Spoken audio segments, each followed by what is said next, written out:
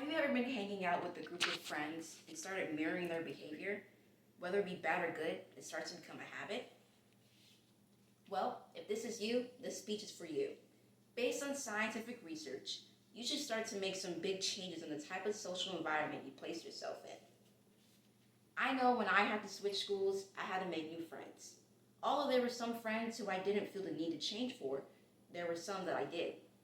Like a living, breathing mirror, I reflected that behavior in my friends, which got me in predicaments I wish to never be in again. That being said, today I would like to provide you with research explaining how our environments affect our brain, behavior, and socialization. By the end of my speech, I hope to have encouraged you to choose your socials wisely. To start, I will give background information on the development of our brain. There has been a heavy debate going on about how much of an impact certain factors have on the development of our brain. But based off of scientific research, nurturing shows an extensive range of impacts on our brain. The debate revolved around nature versus nurture.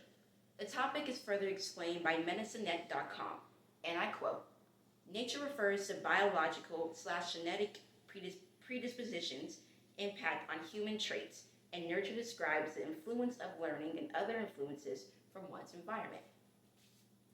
All the debate has come to a 50-50 conclusion of both sides being necessary for the brain's development. There is still a large amount of evidence proving the nurturing side has a wide effect on the brain. According to the University at Queen's Island article on nature versus nurture, and I quote, University of Queensland researcher Dr. Bevan Benjamin from the Queensland Brain Institute collaborated with researchers at VU University of Amsterdam to review almost every twin study. This experiment resulted in 49% of human traits and diseases being genetic, while 51% were caused by environmental factors. This experiment involved 41.9 million pairs of twins. Now moving on to how our behavior affects the way we act. The reason I chose to give statistics and research advocating the nurturing side of the nature versus nurture debate is because it plays a significant role in our behavior. Behavioral psychology sides more with the research behind the nurturing side. This is because the concept suggests that interaction with your environment will determine your behavior. For example, on lumenlearning.com, George Herbert Mead, a psychologist, developed a theory on social behaviorism and how who we are is shaped by our interaction with social experience or interacting with society as a whole.